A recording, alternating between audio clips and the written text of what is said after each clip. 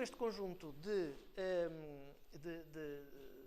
funcionalidades que são trabalhadas, elas também possam ser disponibilizadas. E nós assim conseguimos, numa espécie de vórtice da internet, a que hoje em dia já estamos todos habituados com Googles e companhia, nós possamos estar lá sem nunca cessar a informação. Nós sabemos no edifício que tem a relação com o Dom Luís, no Dom Luís nós sabemos que há uma relação com a casa e com tudo o resto. Portanto, isto só para vos dar aqui um exemplo muito rápido. Do imaterial. Trouxe-vos como exemplo do imaterial os galheiros.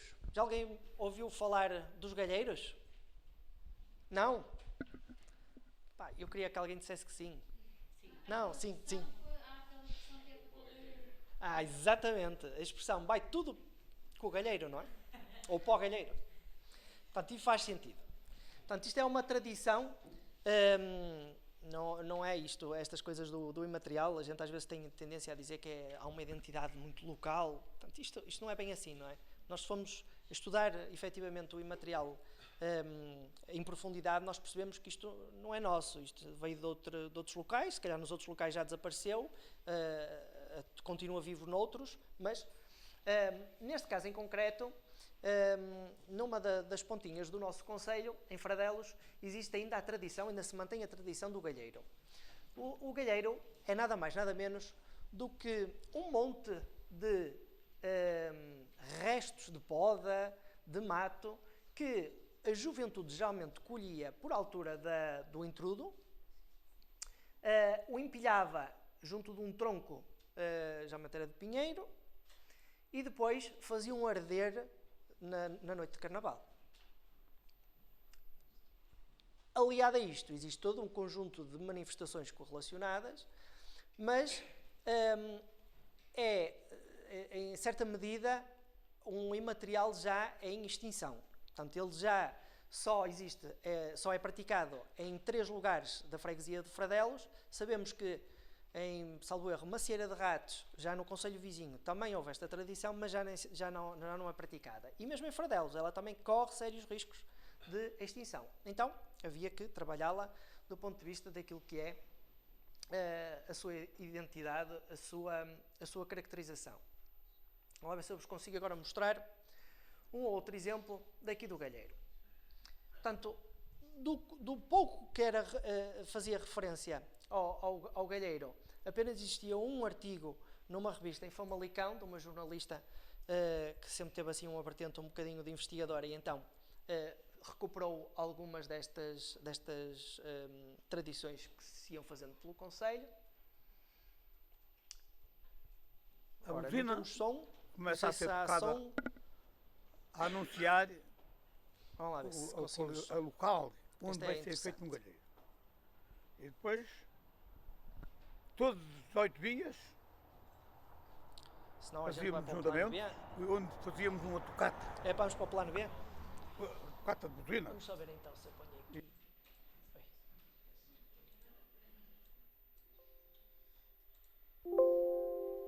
E juntava a buzina, começa a ser tocada a anunciar o local onde vai ser feito um galheiro. Mas basicamente nós ainda conseguimos encontrar um senhor, quando estamos a fazer uma recolha ligada, e também vou ter a oportunidade de mostrar aqui um videozinho, onde fazíamos uma tocata. Um projeto que nós temos relacionado com a recolha de polifonias. Nós conseguimos encontrar este senhor que ainda se lembrava de uma outra coisa que fazia no contexto do galheiro.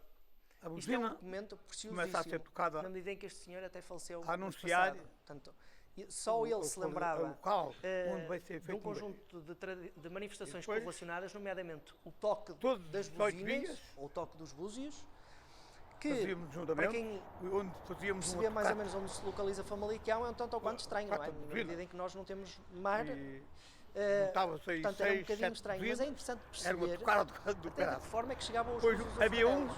Tinha a ver com as peixeiras que traziam os búzios para eles poderem tocar os búzios Tenho uma em grifadeira que algumas faz. situações. Os Não é galheiros isto. sabemos que era uma delas e sabemos Não é que isto, também, na altura da eu numa mineração do teba- wolframio, usina que numa já treva também de é algo café. que está Vamos lá muito ver. latente na cabeça das pessoas, ehm, isto é o búzio a tocar, mas sabemos que era, portanto, tocado noutras situações. Isto era para juntar a gente Obviamente que nós, E depois, enquanto quando investigadores estava de campo, não é? ensaio feito, E que assim convém que toque era seja, temos que estar despertos a isto. Nós, como eu estava a dizer, nós estávamos a trabalhar num projeto ligado às polifonias, portanto não estávamos a tratar propriamente dos búzios, mas em bom tempo, alto, sabemos de um senhor que toca búzios. Búzios, o que é isso? Nós na altura ainda nem esquecíamos búzios, aqui toca-se búzios. Vamos lá fazer uma recolha. Nós estamos a trabalhar com um projeto que muitos de vós com certeza conhecem, que é o Música Portuguesa a Gostar dela Própria, com o Tiago Pereira. Portanto, e nós fomos lá de imediato, logo fazer a recolha, antes que o senhor se arrependesse de nos dar conversa. E depois não deu só o senhor, vocês depois podem ver aqui, não sei se trouxe esse exemplo, mas aqui outra graça que ele e os irmãos também conseguiram fazer-nos. Isto é o aspecto do galheiro. Para que não haja dúvidas de qual é. Vocês estão a perceber, é uma capela. Portanto, e ela ali até está ali. Já percebem a escala do galheiro. Também geralmente colocam o casal ou o intruso no topo do pinheiro. O interessante é que isto funciona em jeito de competição. Os lugares da freguesia fazem um correirinho entre eles, os lugares todos, na noite de carnaval, a porem a arder o galheiro cada vez, em cada um dos locais, e ver qual é o galheiro maior e qual é aquele que arde durante mais tempo. E depois é que o prêmio. Portanto, isto é muito interessante, e pensar que isto ainda para mais era algo que era motivado pela juventude e que tinha a ver com outras questões também não vou estar aqui a abordar. Os galhos, geralmente nessa altura a freguesia era ali, ficava toda muito bem limpinha, porque eles rapavam tudo o possível imaginar. Portanto, eram os restos de poda, mas não só. Todas as vermes pequeninas, todos os restos de mato, e eles iam buscar, mesmo não cortados, iam cortar para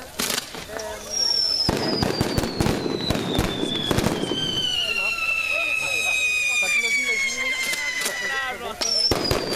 um maior galheiro, não é? Para ganhar. Claro que depois é acompanhado também de música, de bailarico e de outros excessos também, como é óbvio.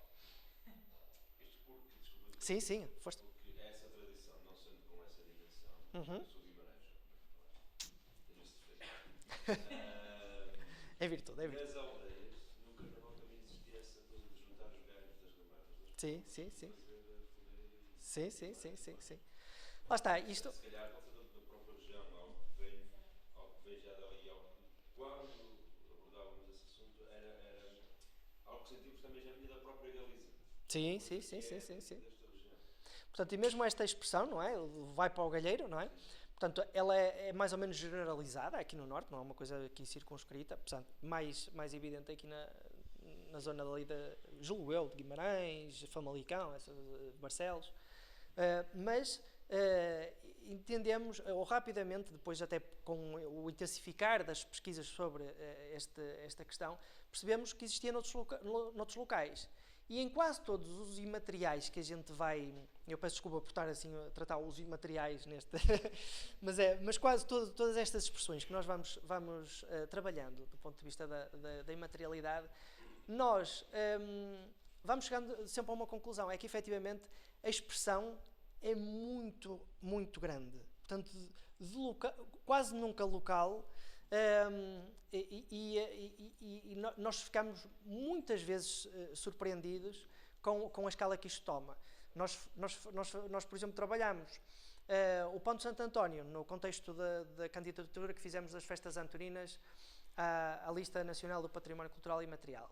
e percebemos que o pão de Santo António, obviamente, tem uma expressão muito densa no Brasil, em Guimarães também se faz, obviamente, ou seja, o ato em si está muito disseminado, não é?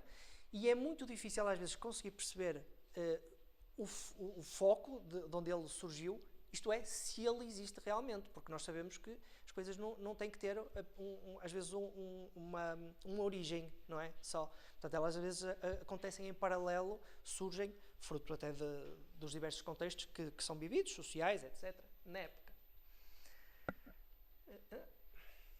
Trouxe-vos aqui, então, para alegrar um bocadinho mais, e para perceber se todos vós também têm um bocadinho mais dotes do que eu, portanto, vou-vos convidar à cantoria. Atenção que eu estou do lado de cá desta vez. Eu detesto que me façam isso quando estou nas apresentações. Não vos vou obrigar. As marchas populares e as Festas Antoninas. Vila Nova de Famalicão. Viva o Santo António, viva a alegria e toda a fluia, todos juntos a desfilar. Portanto, isto é um bocadinho de um teaser promocional a um documentário que nós realizamos no contexto das festas antoninas, em que nós abordamos toda a questão das festas antoninas e tudo aquilo que está relacionado com as festas antoninas. Em termos de densidade de informação, e é isto que eu também, este testemunho que eu quero vos trazer aqui um bocadinho, vocês sabem, eu às vezes não tenho, como se costuma dizer, tento na língua, não é? Mas vocês sabem que esta questão do imaterial é tudo uma questão de moda, não é? Portanto, criou-se agora a moda do imaterial, e isto é, em termos políticos, então é muito tentador. Portanto, e nós, enquanto gestores, muitas vezes temos que embarcar um bocadinho nesse, obviamente levando sempre água ao nosso moinho, não é? Não perdendo aquilo que é o rigor histórico, o rigor da investigação, etc. Mas temos que ceder um bocadinho a reorientar o nosso trabalho para aquilo que é também o foco das outras vontades. E neste caso, fruto de uma vontade maior, e que até era da candidatura das Romarias do Minho à lista da Unesco, inicialmente era a lista da Unesco, portanto Famalicão queria candidatar as festas antoninas enquanto uma espécie de romaria que existia ali no concelho. Portanto, e descobrimos coisas muito interessantes, mas em termos da densidade da informação não passa pela cabeça o problema que isso nos criou, porque as festas antoninas, ainda para mais, digamos que a expressão mais divulgada, mais falada, mais... Portanto, e nós para documentar toda a expressão das festas antoninas, tínhamos um desafio colossal, não é? Ainda hoje estamos a trabalhar nisso. A candidatura já foi apresentada, continuamos a trabalhar em toda a documentação associada à manifestação. Isto é, nós continuamos, até por uma questão legal, por assim dizer, não é? A candidatura, supostamente, isto estamos todos no plano teórico, não é? Porque na prática depois isto não é assim que funciona, mas no plano teórico dizia-se que a candidatura é apresentada e tem que ser renovada a cada 10 anos. Ou seja, ao final de 10 anos expira portanto, essa inscrição na lista e tem que ser revalidada. Portanto, isso significa que ao longo desses 10 anos a documentação tem que ser uma documentação contínua. Também não fazia sentido de outra forma, não é? Mas isso obriga-nos realmente a ter aqui uma manutenção a nível da documentação que criou desafios enormes. Posso-vos dizer, um deles foi lançar o desafio até para a parte da empresa que nos estava portanto, a ceder, a fornecer a base de dados, no sentido de criar uma área muito específica para o tratamento de partituras, para que nós pudéssemos tratar tudo aquilo que é a letra, a música, as partituras relacionadas com as marchas antoninas, aqui neste contexto. Mas dou-vos aqui mais um ou outro exemplo. Eu não consigo ver o que está ali. Deixem-me só... Pronto. Outras manifestações... A mais característica que aparece, tenta saltar-nos ao mesmo tempo, faz ali umas fintas, às vezes acaba por cair. Mais do que uma tradição, a comunidade sente este ritual como sendo seu. manifestações correlacionadas tiveram que ser trabalhadas também individualmente, não é? De forma a que depois os eventos, ou seja, as festas antoninas, apesar de alguma unidade, elas não são iguais, sofrem diferenças de anos para anos, e nós queríamos perceber anualmente, ou evento a evento, quais eram as particularidades dela. Portanto, não entender as festas antoninas como um todo, mas também entender na sua individualidade, até porque na historiografia das festas antoninas houve interrupções, houve ressurgimentos, e queríamos entender o porquê e em condições é que elas depois ressurgiam, portanto, entender tudo o que estivesse relacionado com a forma de fazer, não é? Com a forma... A documentação, por exemplo, trabalhadores e turistas, para ver o que merecia uma quimera. Mas houve um que se abeirou e a marida não falou. Buonasera, senhorinha, buonasera. Quase 3 horas, e que para nós implica, estamos a manipular ficheiros matrizes com 200 GB, por exemplo. Portanto, isto do ponto de vista depois técnico, da documentação, da indexação, traz-nos desafios muitíssimo grandes.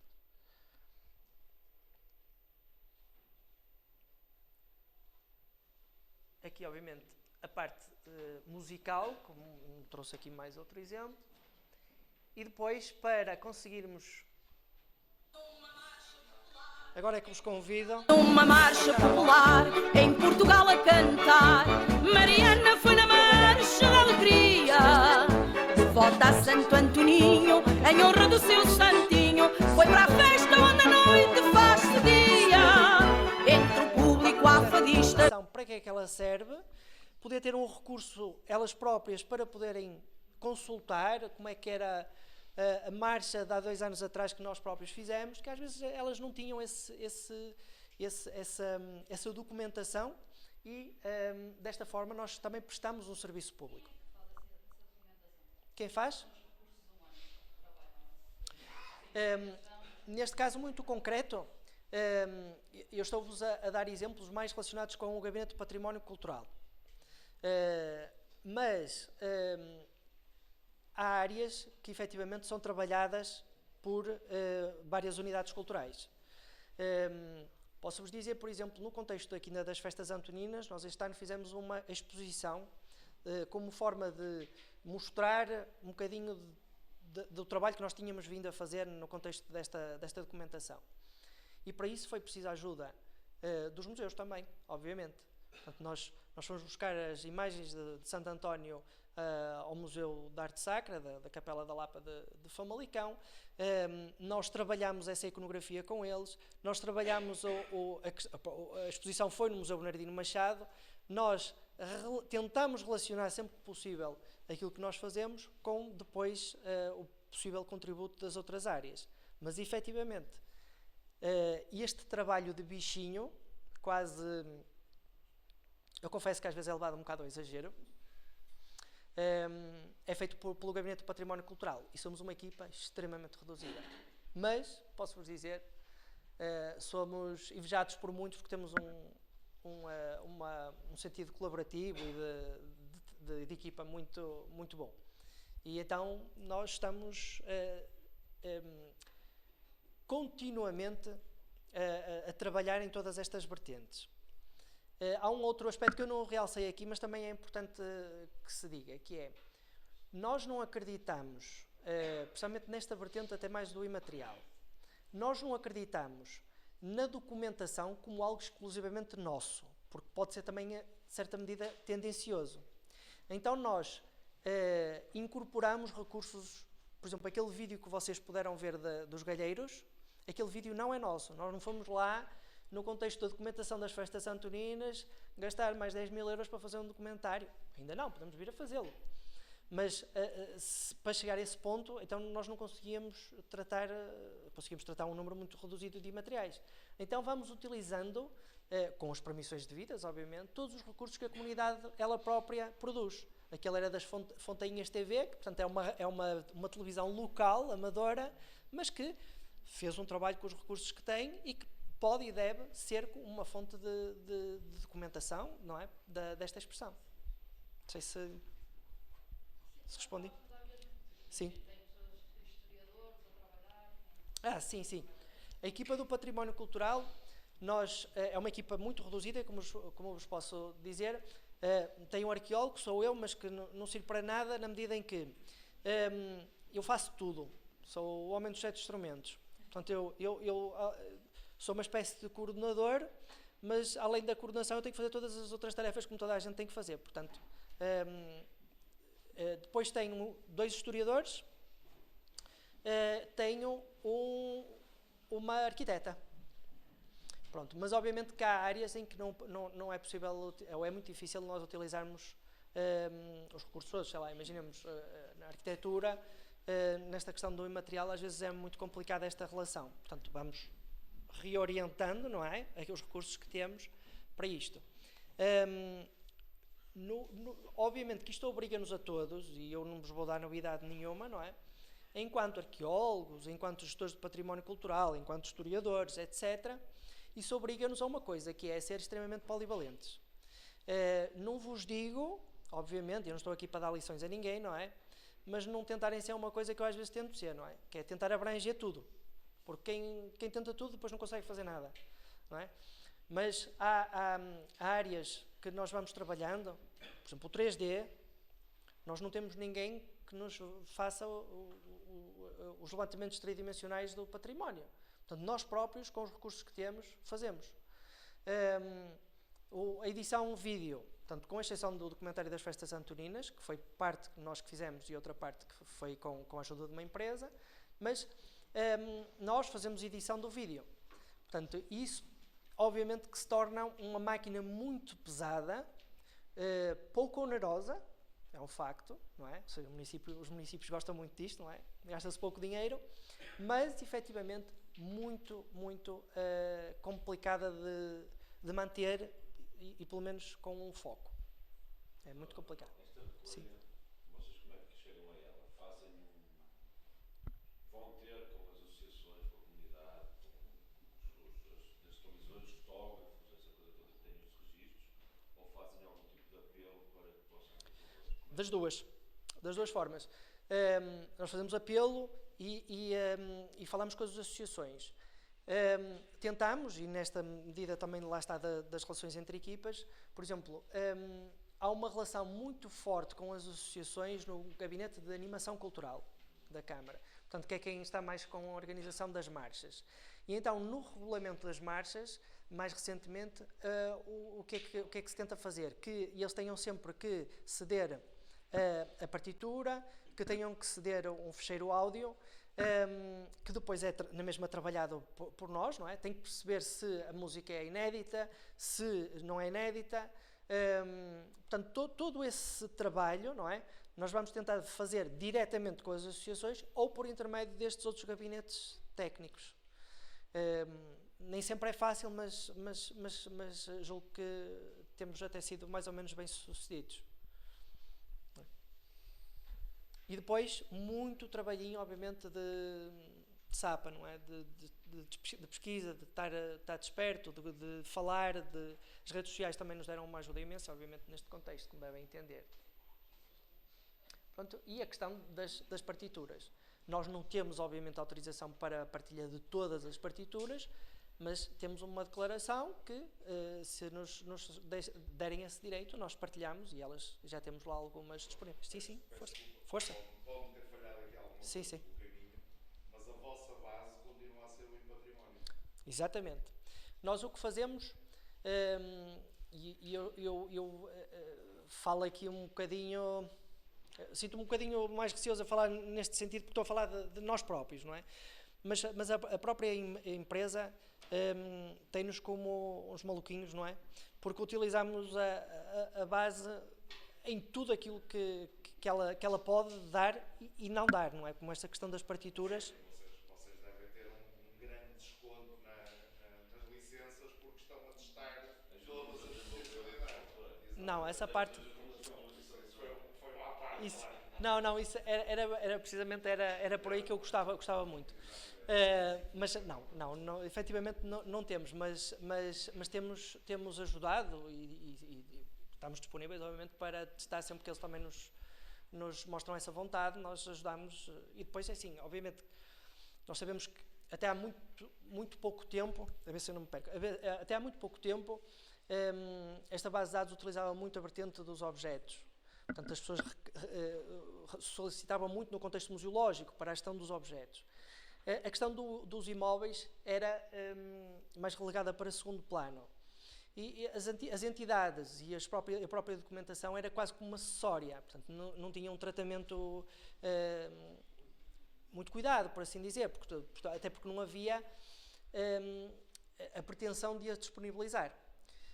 Recordo que os primeiros InWebs que os sistemas de futuro disponibilizavam, normalizados, por assim dizer, não eram personalizados ou customizados, só tinham essa vertente disponível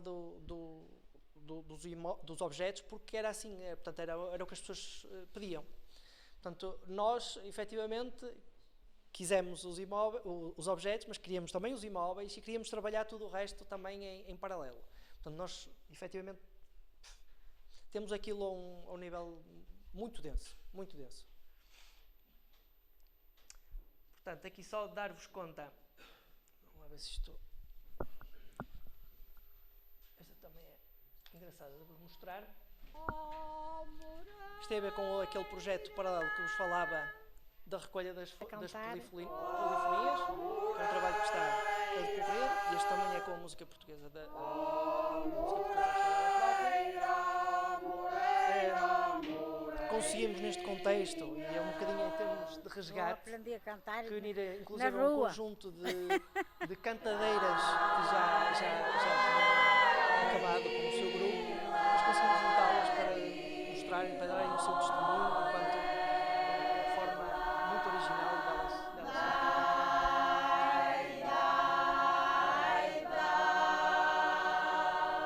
Já cantei muito, quando era nova.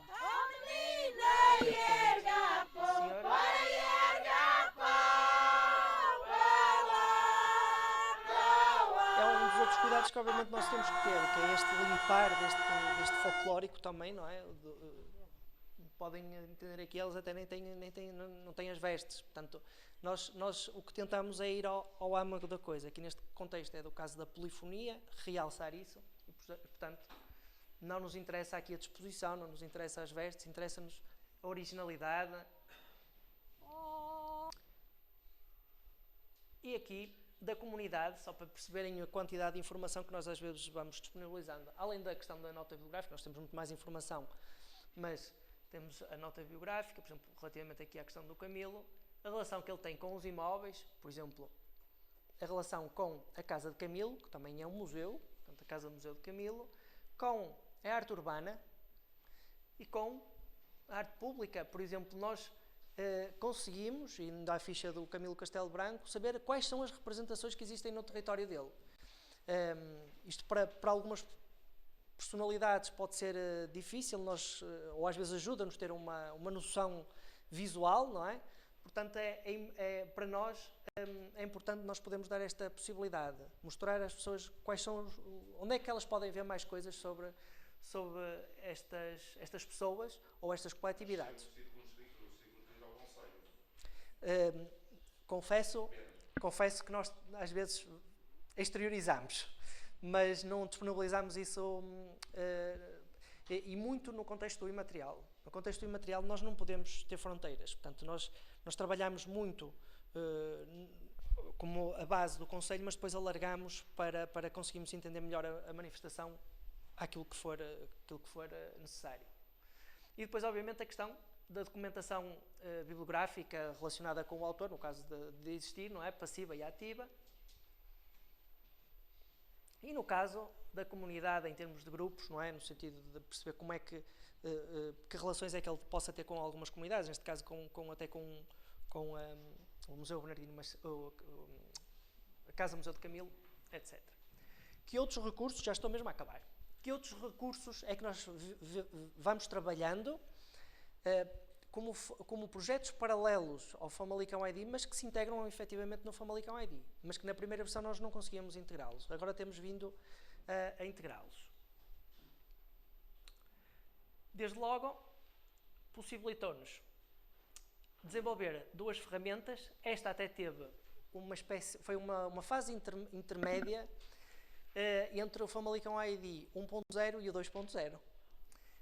Foi uma aplicação que nós desenvolvemos para a mesa interativa, para uma exposição que existe na Casa do Território, no Parque da Devesa, em Famalicão, e nós nesta aplicação, apesar de que na versão online, na versão web, nós ainda não tínhamos isto disponibilizado, aqui já disponibilizávamos a informação que dizia respeito às instituições e às pessoas do território.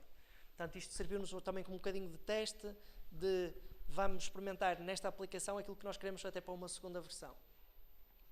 E depois, um conjunto de outras aplicações, nomeadamente esta tem a ver com a evolução do território em termos cronológicos e visuais. Qual era a configuração do concelho desde os primórdios até à atualidade.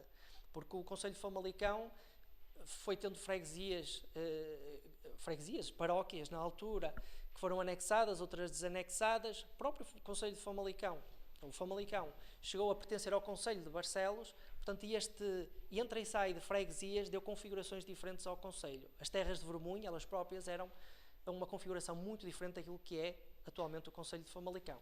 Portanto, isto vai beber a informação que nós temos, obviamente, em base de dados também. Depois temos projetos com uma vertente mais social. É uma forma de nos tentarmos aproximar mais das pessoas. Temos este projeto já existia, isto é uma coisa que já existe, apesar de ter sofrido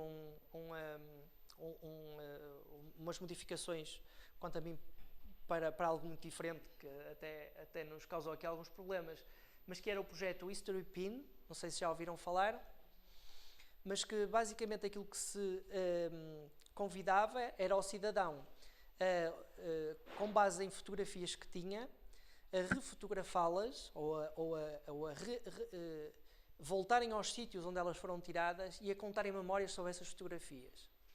Nós não só temos esses exemplos, não é, de algumas coisas que pré-confeccionámos, como depois também, em 2019, salvo erro, promovemos um evento que era o hashtag Passado em Famalicão, portanto, em que se convidava as pessoas a irem à gaveta buscar fotografias antigas, a refotografá-las e a contarem memórias. Foi um sucesso, exceto na parte do contar as memórias, que as pessoas efetivamente não, são mais reservadas sobre as memórias dessas fotografias, mas ainda foram contando. Mas dá depois até resultados em termos de informação também muito interessantes. É o chamado telling story, não é? Um bocadinho das imagens. E depois temos aqui só um exemplo de algo que nós fazemos também, agora já a uma escala muito mais alargada, mas que tem a ver com os levantamentos tridimensionais. Estes aqui são de base fotogramétrica, mas que às vezes nos fazem criar verdadeiras... como é que se diz, verdadeiros cenários de trabalho para conseguirmos levar a bom porto esta documentação. Neste caso é o Marco da Casa de Bragança, temos outros elementos, como cruzeiros, como neste momento estamos a fazer até de estátuas também, mas o objetivo não é só o da divulgação e da possibilidade depois de criar ferramentas imersivas e não só, mas é também como formas de conseguirmos garantir o registro integral desses elementos, até porque alguns têm ou as bases têm resoluções ao nível do milímetro, e que em caso de perda possa recuperar novamente esses elementos por intermédio de reproduções, não é? Tridimensionais, etc. Obviamente que o Facebook também alinhamos nesta ferramenta como uma forma de não uma forma individual de comunicar com o público, com a sociedade, mas como mais uma forma integrada de dar a conhecer aquilo que nós vamos publicando. Portanto, o Famalicão ID tem muitos defeitos, um deles é às vezes nós não conseguimos perceber a densidade da informação que lá está e aquela que vai sendo colocada em tempo real, porque nós alimentamos aquilo segundo a segundo, mas o Facebook ajuda-nos muito nesta tarefa de conseguir relacionar com a plataforma. A plataforma tem alguns defeitos, não é muito intuitiva em algumas circunstâncias, pode ser para um investigador, mas para o cidadão comum não é tão intuitiva, e as redes sociais ajudam-nos nesta relação mais próxima com as pessoas e de redirecioná-la para áreas específicas até da plataforma do Famalicão ID. Portanto, chegamos agora à altura que eu mais gosto, não é do fim, mas é daquela em que eu vos peço realmente para me poderem fazer perguntas, porque eu assim posso ir um bocadinho de encontro àquilo que é as vossas dúvidas. Eu sei que estão fartos de me ouvir, mas... A primeira é sempre difícil, passa já a segunda. A segunda? Segunda pergunta.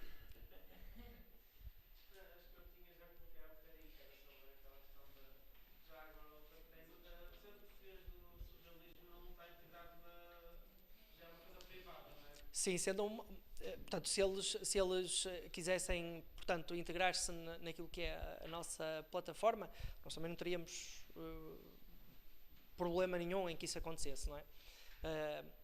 Nós priorizamos foi este acesso, não é? Até para resolver também alguns problemas internos desta dificuldade que às vezes havia de não saber muito bem o que é que tínhamos entre portas, não é? E como forma de motivar as próprias equipas para dizerem assim, nós estamos a fazer isto, mas temos um fim à vista. Portanto, nós por exemplo, fizemos um trabalho, eu não quis estar aqui a falar dele, mas nós fizemos 2 trabalhos, na verdade, em parceria com os museus. Portanto, nós fomos inventariar a coleção do Museu Bernardino Machado e do Museu Soldado Malvar. Portanto, e esse trabalho cooperativo entre as duas partes fez com que nós pudéssemos disponibilizar a coleção, coisa que até aqui não era possível, não é? E vamos podendo atualizar em tempo real tudo aquilo que for os dados do estudo da coleção, etc. Sim. Fazem com que ferramenta o INARTE? Nós fazemos com o INARTE a versão mais completa, não é? O InPatrimónio, que engloba o INARTE, o INDOMUS, o InMemória, por exemplo, que é para a parte do material, o INDOC também, porque já temos a vertente do arquivo histórico também agora aqui incluída. Só completar uma coisa também que eu não falei aqui para não ser muito chato, ou mais ainda, mas que tem a ver com a questão da normalização, não é? Por exemplo, no que toca àquilo que é o inventário do Museu de Indústria Têxtil, nós usamos efetivamente muitas normas, muitas terminologias, muitos tesauros já existentes, nós não queremos inventar nada, portanto usamos esses recursos, o acervo, o tesauros de acervos de instrumentos científicos em língua portuguesa, por exemplo, é uma das coisas que nós já temos essa relação com esse tesauros, o TGN dos nomes geográficos do Getty, nós também já incorporamos uma tentativa de trabalhar com essa forma de indexar isto. Para quê? Para que nós depois possamos melhor comunicar e trabalhar com outras situações. Por exemplo, nós conseguimos, nesta questão, agora acho que já salvo erro, já não tem lá nada, mas na altura nós conseguimos ingressar na primeira fase de provedores não é provedores, como é que eles chamam? Fornecedores de conteúdos do portal Europeana. Vocês têm ouvido falar bastante do Europeana, ele agora até saíram umas normativas como sendo o portal de referência, não é, para a questão cultural, e nós na altura conseguimos, pela forma como nós tínhamos trabalhado as coisas, comunicar com os metadados que eles pretendiam, que é algo realmente muito complexo, não é? Mas conseguimos, por intermédio também do técnico de Lisboa, que fez esta relação entre os fornecedores de conteúdos, nós conseguimos colocar lá a informação toda no Europeana. Inclusive, conseguimos fazer uma coisa, que foi enganar a Europeana. Porque eles a gente ou tinha imagens ou não conseguia, por exemplo, incluir conteúdos lá. E nós arranjámos maneira de lhes dar ali a volta à forma, como bons portugueses que somos, e conseguimos incluir lá conteúdos. Portanto, todo este trabalho que, como o colega João, que estava aqui até a falar na outra parte, falava de ser muito denso, de ser muito aquele trabalho de rato, etc., de gabinete, é um trabalho que, vendo as coisas nesta escala e com um fim à vista, custa às vezes, mas quando se sabe para o que é, faz-se muito mais facilitado. Na minha equipa, toda a gente detesta inventar material fotográfico. Nós, todas as fotografias que incluímos na plataforma, todas, elas têm ficha de fotografia. Onde é que ela foi tirada, por quem, como, onde. Temos os metadados todos da fotografia, fora aqueles que vêm com a própria fotografia, não é? Da máquina, etc. Ninguém gosta de o fazer, mas depois, efetivamente, quando chegamos à fase de querer transmitir, exteriorizar, dar a informação, fica tudo mais facilitado. Nós conseguimos agora dar resposta às várias solicitações que nos chegam ao gabinete num dia.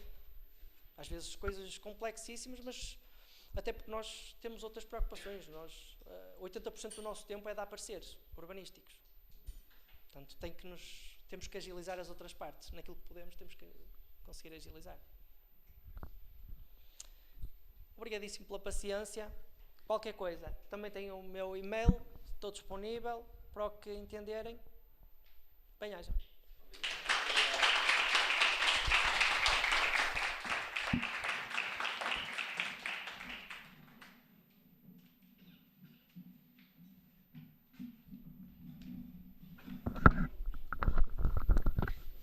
Muito obrigado. Muito obrigado, Dr. João Machado. O eixo seguinte, nos caminhos do património, irá decorrer no auditório 10, por isso agradecia que se dirigissem para lá para continuarmos com o evento.